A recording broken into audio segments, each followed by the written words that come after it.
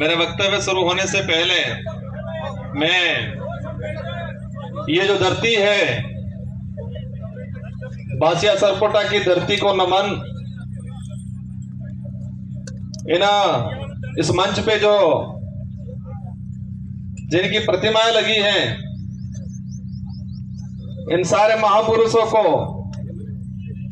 मेरी ओर से नमन करना चाहूंगा।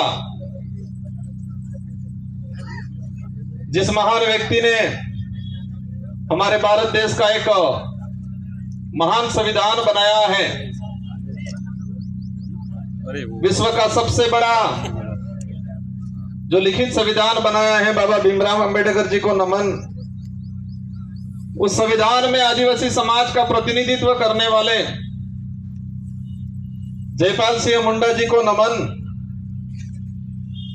और इस आदिवासी इलाके के अंदर जब राजा रजवाड़ा अंग्रेजों का जो शासन चलता था, उस दौरान एक भुखमरी चलती थी।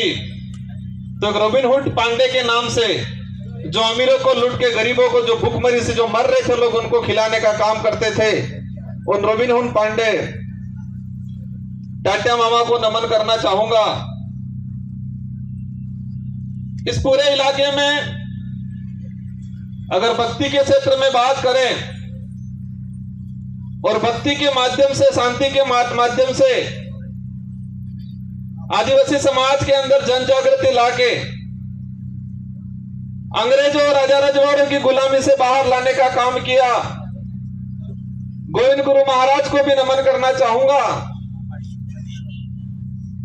इन्हीं क्रम में हमारे जितने जो योद्धा हैं, और हम मां बालेश्वर जी को नहीं भूल सकते, जिन्होंने इस बांसवाड़ा पूरे जिले के अंदर आदिवासी समाज हो या अन्य समाज हो, सारे समाजों को एकजुट करके यहाँ के हक अधिकार को लेके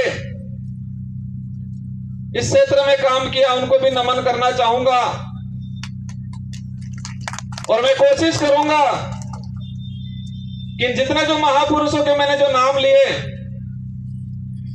और महापुरुषों के जो विचार थे, उन विचारों को जन जन तक पहुंचाने के लिए उन्होंने जो संघर्ष किया, उन्हीं विचारों को आगे बढ़ाने का काम मैं और मेरी भारतीय आदिवासी पार्टी करेगी और आने वाले समय में अनवरत करती रहेगी। इन विचारों को आगे बढ़ाएंगे। साथियों, पूर्व वक्ताओं ने हर प्रकार की बात बताई, हमारे क्षेत्र की बात बताई, आदिवासी समुदाय के हक अधिकार को लेकर बात बताई। और ये हमारा जो देश एक लोकतांत्रिक देश है, और उस लोकतांत्रिक देश में विचारों के आधार पे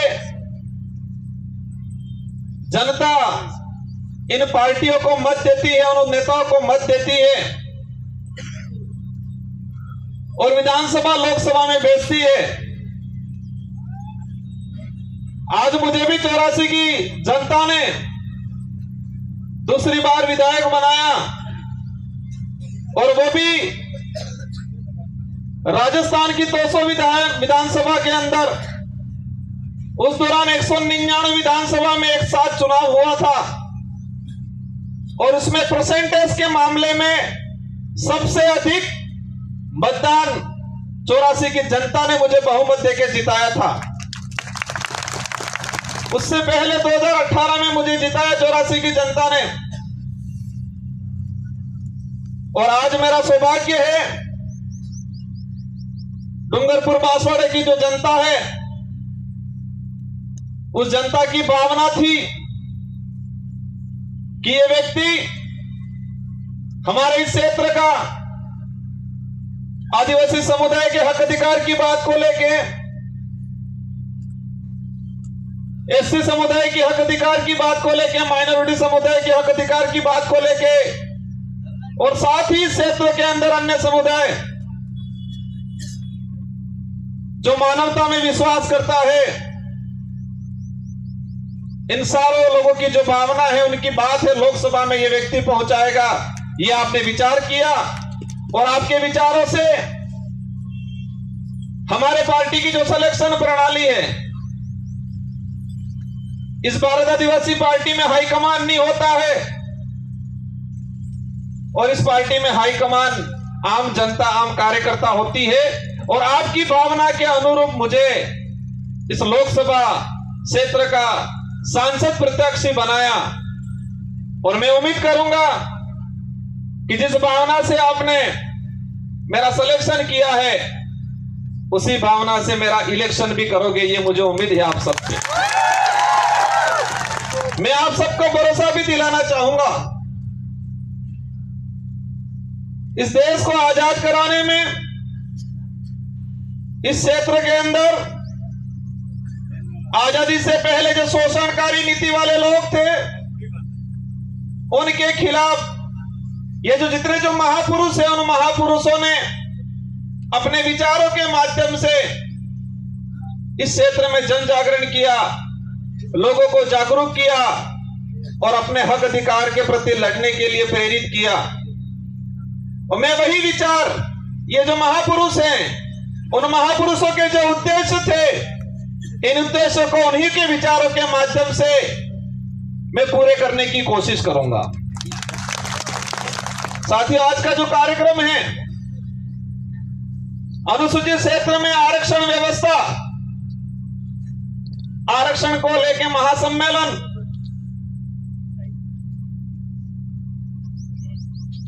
ये जो शब्द है, ये शब्द आते ही कई सवाल पैदा करता है अपने दिमाग में कि हमारा देश का संविधान लागू हुआ 1950 को और आज 2024 हो गया और अभी तक उस संविधान के अंदर जो प्रावधान थे, उन प्रावधानों को आज तक धरातल पे लागू नहीं किया। उस बात को लेके बांसवाड़ा, डूंगरपुर और पूरे देश का एसटी एससी माइनॉरिटी समुदाय संविधान को धरातल पे लागू करो, उस बात को लेके आंदोलन कर रहा है। बड़े दुख की बात है कि संविधान बना और देश पे जो लागू हुआ, हम कहते हैं 26 जनवरी 1950 को, लेकिन मूल रूप से उसके संविधान के अंदर जो प्रावधान थे, वो प्रावधान आज तक धरातल पे लागू नहीं हुए हैं। और देश के अंदर हमारे राष्ट्रीय पार्टी के लोग कहते हैं देश विकासशील से विकसित हो रहा है, कहते हैं विश्व के अंदर हमारे भारत देश एक विकसित राष्ट्र की श्रेणी में आने लग गया है। लेकिन देश के अंदर देखा जाए, आज से 5 साल पहले जिस 5वीं स्कूल के अंदर 70 बच्चे पढ़ रहे थे और आज उसी 5वीं स्कूल के अंदर 35 बच्चे पढ़ रहे हैं। आज से 5-10 साल पहले हमारे देश के प्रत्येक नागरिक पे जो कर्जा था, और आज देखें वो कर्जा 4 गुना तेजी से बढ़ रहा है। आज जो कुपोषण का जो स्थिति है, आज से 5 साल पहले जाएंगे तो इतना कुपोषण नहीं मिलेगा जितना आज कुपोषण है। जो देश में मीडिया के माध्यम से, मैं सारे मीडिया पे सवाल नहीं करना चाहता, लेकिन कुछ मीडिया वाले ऐसे लोग हैं जो देश की सच्चाई को छुपा रहे हैं और पार्टियों के इशारों पे, सरकारों के इशारों पे इस देश के लोगों तक गुमराह करने वाली बातें फैलाई जा रही है। इस देश के लोगों को अंधकार में रखा जा रहा है और हम देश में वर्तमान देख सकते हैं। मेरा वक्तव्य, हमारे पूर्व वक्ताओं ने कहा, हमारे समाज के कुछ पढ़े लिखे अधिकारी कर्मचारी कहते हैं हमारे समाज के जो नेता कांग्रेस बीजेपी में दिग्गज बने हुए हैं वो कहते हैं आरक्षण पूरा मिल रहा है, कोई कहता है आरक्षण की जरूरत नहीं है, कोई कहता है कि आरक्षण मिलना था मिल गया और फालतू गुमराह कर रहे हैं। हमारे क्षेत्र की जनता विचार करती है, हम कहते हैं आरक्षण मिलना चाहिए, वो कहते हैं आरक्षण मिल गया, कोई कहता है आरक्षण पूरा मिल रहा है, और हमारे क्षेत्र की जनता कंफ्यूज रहती है कि हकीकत क्या है। हमारा पढ़ा लिखा बेरोजगार युवा वो भी कंफ्यूज रहता है कि आरक्षण क्या है। और दुख की बात यह है कि हमारे पाठ्यक्रम में बेमतलब की चीजें डाली जा रही है। अगर देश के अंदर आरक्षण को लेकर जो चल रहा है, कुछ लोग कहते हैं भ्रमित किया जा रहा है।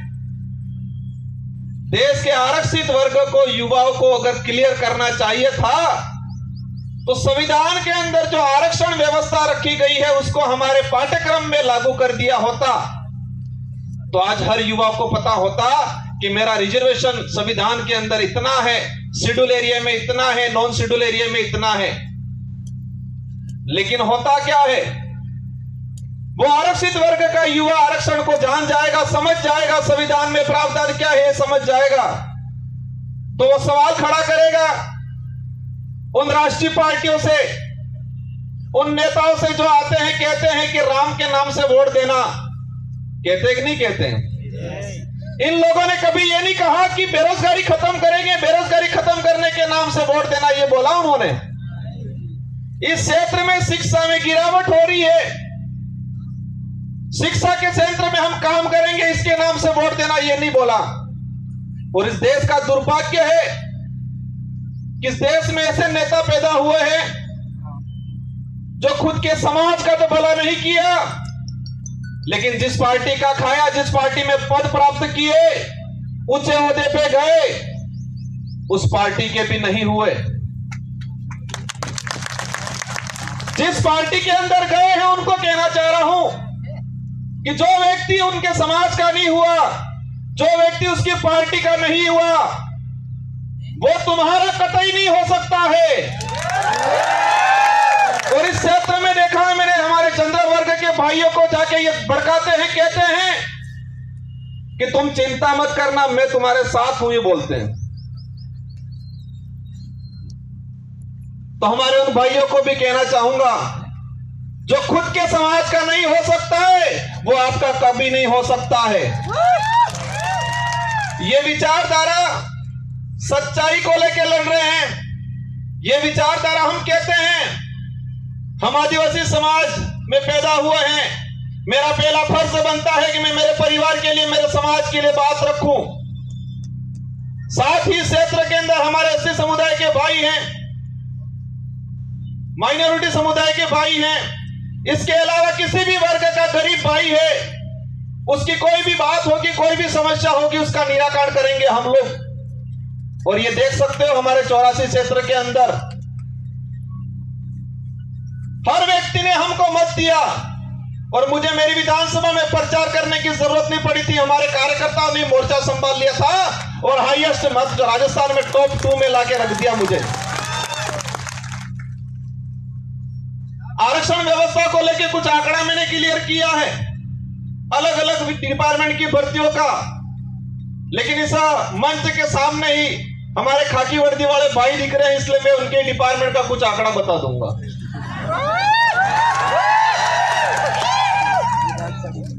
मैंने एक लेटर लिखा था 2020 में कि अनुसूचित क्षेत्र के अंदर आरक्षण व्यवस्था को लेकर 2013 के अंदर जो अधिसूचना जारी की है वो इस क्षेत्र के लिए काला कानून है, ये वर्ड यूज किया था मैंने अनुसूचित क्षेत्र के 1700 सरपंचों को पत्र लिखा था, सारे एमएलए एमपी को पत्र लिखा था, पूर्व एमएलए प्रधान को पत्र लिखा था। मैंने 2000 के करीब लेटर लिखे थे और उस लेटर में हेडिंग लिखी थी कि 2013 की अधिसूचना आदिवासी समुदाय के लिए एक काला कानून है, ये वर्ड यूज किया था मैंने, और उसी वर्ड को मैं आज एक्सप्लेन करना चाहूंगा मैंने क्यों बोला था। ये समय का अभाव है, मैं शॉर्टकट निपटूंगा। हमारे साथ जो अन्याय हुआ है, हमारे साथ जो धोखा हुआ है, हमारे युवाओं की भावनाओं के साथ खिलवाड़ हुआ है, वो सभी गांठ बांध के रखना है, वो गुस्सा अंदर समाहित करके रखना है।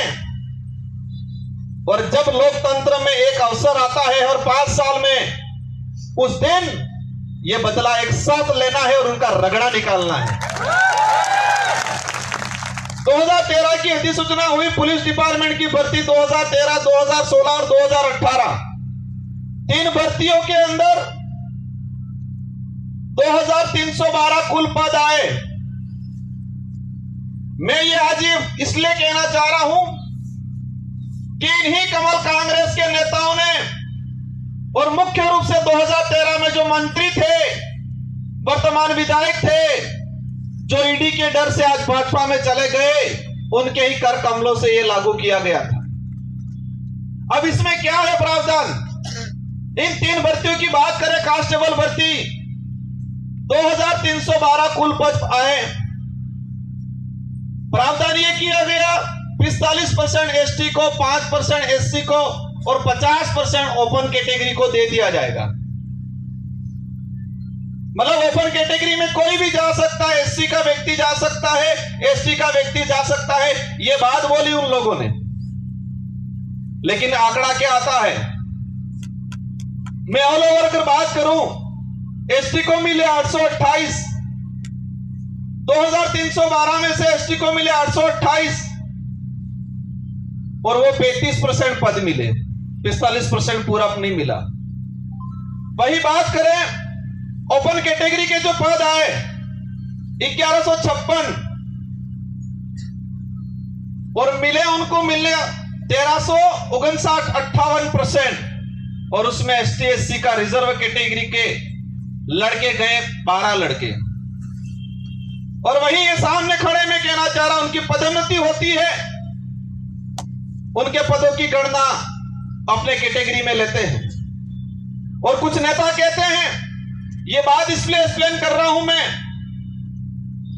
हर व्यक्ति को अपना हक मांगने का अधिकार है। एक बाप के अगर 4 बेटे हैं, 3 बेटों के साथ अन्याय होता है और एक बेटा ही सारी जमीन लेके खड़ा खाता है, तो क्या 3 बेटे आवाज नहीं उठाएंगे? तो इस क्षेत्र में हमारा अन्य समाज का व्यक्ति रहता है, उनसे भी कोई दुश्मनी नहीं है, उनकी भी वाजिब मांग को हम रखेंगे। लेकिन हमारा फर्ज बनता है, जिस सर्टिफिकेट लगा के हम यहां पर आए हैं, उस सर्टिफिकेट के आधार पर एमएलए एमपी बनते हैं, तो उस समझे समाज का सर्टिफिकेट लगाया है, उस समाज के हक अधिकार के लिए अगर हम नहीं बोलते हैं तो कौन बोलेगा? इस आधार पर इन पुलिस भर्ती का अगर देखा जाए तो हमारे लड़कों का 300 पद के आसपास नुकसान हुआ। उस मां पे क्या गुजरी होगी जिस मां ने बच्चे को अपनी जमीन, अपने जेवरात गिरवी रख के बच्चे को पढ़ाया होगा, उम्मीद की होगी मेरा बच्चा पुलिस कांस्टेबल की तैयारी कर रहा है, नौकरी लगेगा। लेकिन इस प्रकार की अधिसूचना के कारण वो बच्चा आज नौकरी नहीं लगा और वो बच्चा आज गुजरात में जाके मजदूरी कर रहा है और उस मां के सपने अधूरे के अधूरे रह गए। ये लड़ाई उनके लिए है, सूद समेल वसूल करेंगे। और ये किसी समाज को हम दोष नहीं देना चाह रहे हैं, हम दोष उस नेताओं को देना चाह रहे हैं जिन्होंने अपनी पेटियां भरने का काम किया, टिकट लेने का काम किया और इतना कमा लिया कब ईडी के डर से भाग गए। गजब सुनता हूं मैं। एक दिन कहते थे, हम पे आरोप लगाए और फिर बाद में 2 दिन बाद कहते हैं ये तो जुमला था, कहते हैं कि मोदी ने जुमला दिया था, और आज कहते हैं कि मोदी के विजन से प्रभावित होकर गया हूं। मोदी जी के जुमले के विजन से प्रभावित होके गए हैं, इसका मतलब ये क्लियर है कि वो भी जुमलेबाज से कम नहीं है। हमें उनसे भी पर्सनली कोई लड़ाई नहीं है,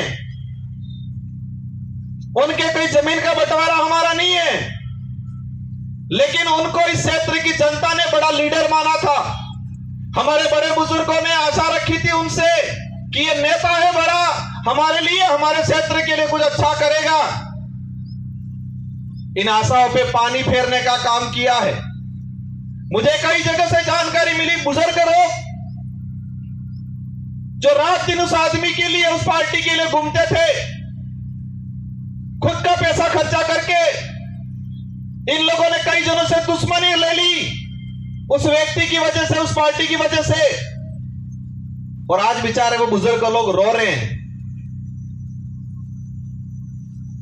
आपको चिंता करने की जरूरत नहीं है।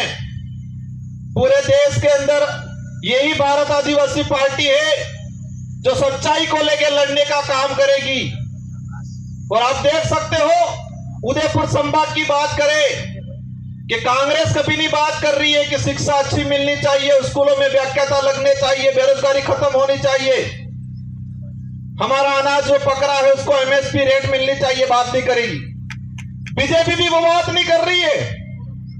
बीजेपी कह रहे मैं किसी भगवान या किसी धर्म का विरोधी नहीं हूं, लेकिन जो धर्म के नाम से, भगवान के नाम से वोट लेके राज करने का काम करते हैं, ऐसे लोगों का मैं घोर विरोधी हूं और विरोध करता रहूंगा।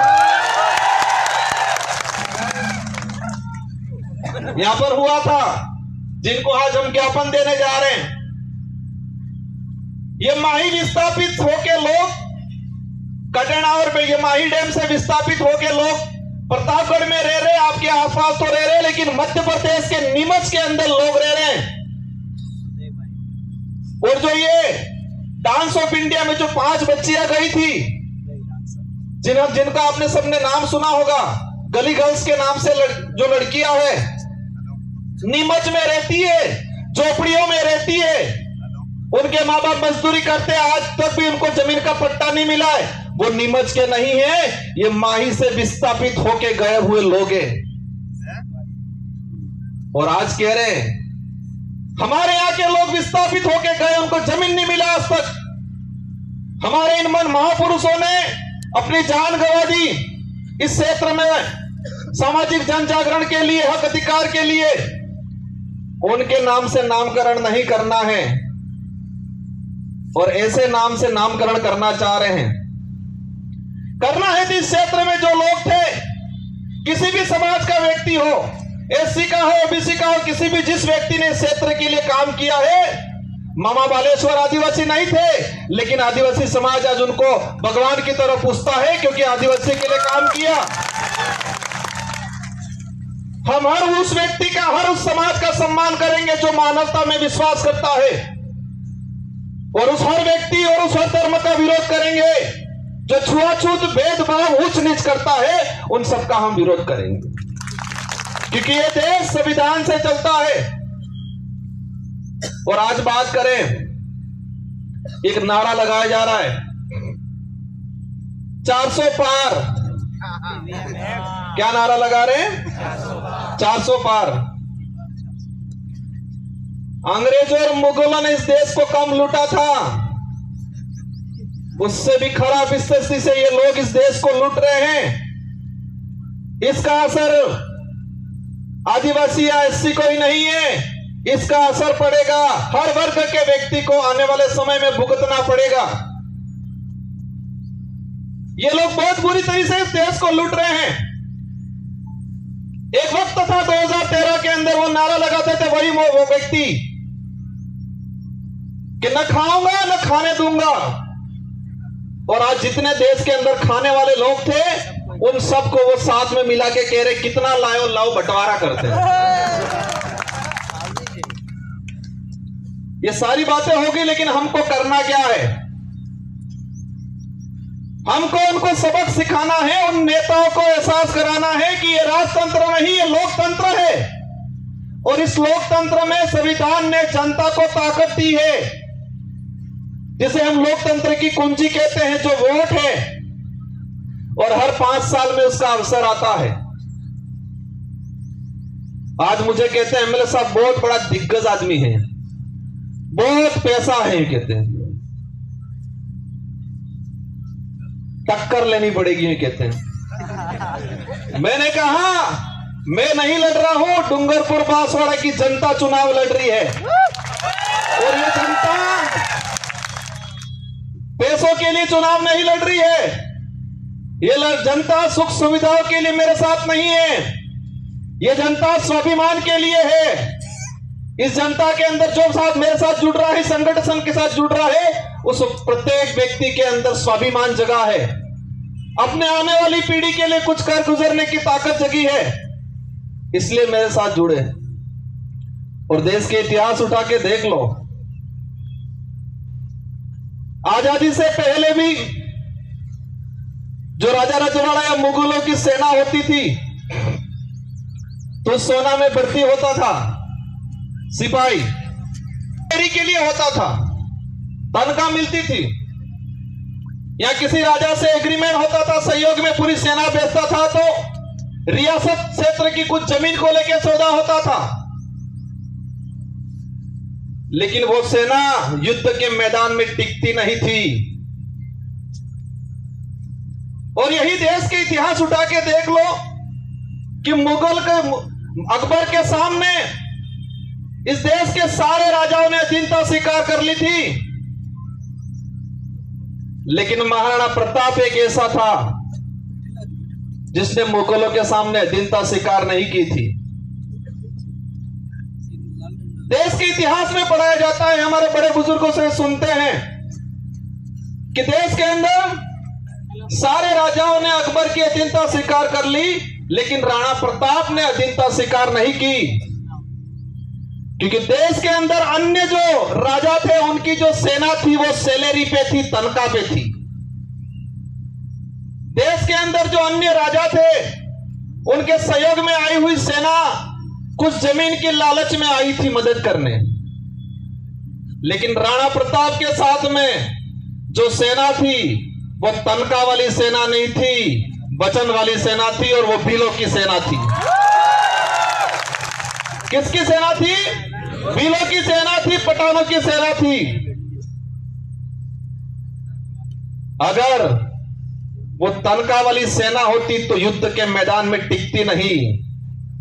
वो स्वाभिमान के लिए, अपने वचन के लिए गई थी राणा प्रताप के साथ, और इसीलिए देश के अंदर महाराणा प्रताप के नाम से उनको जाना जाता है। और उनके भाई थे शक्ति सिंह और जगमाल, वो भाई भी उनके साथ में नहीं थे। इससे यह सिद्ध होता है कि महाराणा प्रताप को किसने साथ दिया। उनके परिवार के लोग भी हट गए थे, वो भी मान सिंह की गोद में जाके बैठ गए थे। उस कुल के लोग हैं ये। और मुझे पता है कि इस कांग्रेस और बीजेपी के बहकाव में आके उनसे पैसा लेके ये काम नहीं करेंगे। ये लोग स्वाभिमान के लिए काम करेंगे, ये वचन के लिए काम करेंगे, आने वाली पीढ़ी के लिए काम करेंगे। मेरी बात को आप समझ गए होंगे कि हमारे लोगों ने महाराणा प्रताप को वचन दिया था, तनख्वाह नीली थी, फौज में हमारे लोग भर्ती नहीं हुए थे, तनख्वाह की बेसिस पे नहीं हुए थे, पूरा गांव के सिपाही लोग, जवान लोग गए थे, वो वचन दिया था। और इस लड़ाई में, इस मैदान लोकसभा क्षेत्र में मुझे उम्मीद है पैसों वाली सेना नहीं टिकेगी, वचन वाली सेना टिकेगी, क्योंकि उनके साथ जो सेना है वो पैसों वाली सेना है, तनख्वाह वाली सेना है, तहरी वाली सेना है, और हमारे साथ वचन वाली सेना है, स्वाभिमान से जीने वाले लोग हैं। बातें बहुत सारी अंत मंच आएंगे, उस पे करेंगे। हमारी लड़ाई सीधी सी है कि इस क्षेत्र में संविधान के अनुरूप आरक्षण लागू हो जाए। यहां का कलेक्टर, एसपी, संभागीय आयुक्त क्लियर कर दे कि संविधान के भाग इसमें 5वीं अनुसूची के तहत क्या प्रावधान है, कितना आरक्षण मिलना चाहिए। आरएस भर्ती की अगर बात करें, हमारी जो मांग है दूसरी, प्रशासनिक सेवा के अंदर हमारे यहां के लोगों को प्रतिनिधित्व मिलना चाहिए। हमको एक लेलू बोर्ड दे दिया, अधीनस्थ सेवा के अंदर भर्तियां देंगे, पद देंगे, और उसमें भी मैंने देखा 3 भर्तियां 2013, 2016, 2018। अनुसूचित क्षेत्र के अंदर अधीनस्थ सेवा के 109 पद आए, एसटी के लोगों को मिले 42, ओपन कैटेगरी में गए 67 और एससी समाज को मिले 0 और ओबीसी वालों को तो पता ही नहीं है कि हम है कौन, हम आते कहां है वो ही नहीं पता है हमको। और मैं कहता हूं इस क्षेत्र से अगर ओबीसी की किसी ने आवाज उठाई थी, राजकुमार रोत ने उठाई थी। हम हर व्यक्ति की बात करेंगे, लेकिन हमारा हक किसी को मारने नहीं देंगे। एससी समुदाय को 0 सीट तीनों भर्तियों में और अधीनस्थ सेवा के अंदर 67 पद आए, उसमें एसटी एससी रिजर्व कैटेगरी का एक लड़का नहीं गया। हमारे साथ 13 से 14 अधीनस्थ सेवा के आरएस अधिकारियों के पद मारे गए। इसका गुनहगार कौन? जो ईडी के डर से भाजपा में गए वो है। ये लड़ाई बेरोजगारों की लड़ाई है। ये लड़ाई हमारे क्षेत्र में शिक्षा के क्षेत्र में क्रांति लाने की लड़ाई है। हम सबको लड़ना है। ये चुनाव जीतने तक का उद्देश्य नहीं है, नारे लगाने या पार्टी का नाम लेने तक का उद्देश्य नहीं है। हमको हमारा समाज बचाना है, हमारा देश बचाना है। ये देश का संविधान अधिकार देता है हर व्यक्ति को, हर समाज को अपने हक अधिकार की बात करने का अधिकार है और करना चाहिए हर व्यक्ति को। लेकिन हमारे यहाँ के नेताओं ने इस क्षेत्र को बर्बाद करने का काम किया है। मुद्दे अनेक हैं। ये 400 पार का जो नारा लगा रहे हैं, उस नारे को समझना। इन लोगों की चाल है ये संविधान बदलने की, संविधान को खत्म करना चाहते हैं। और आप सुन लेना, अभी का उदाहरण है कि 26 जनवरी पे बाबा साहब अंबेडकर और सावित्रीबाई फुले की तस्वीर लगाने से टीचर को एपीओ कर दिया जाता है। जिस पार्टी को बाबा साहब अंबेडकर और सावित्रीबाई फुले की तस्वीर से दिक्कत है, वो देश का भला कर सकते हैं क्या?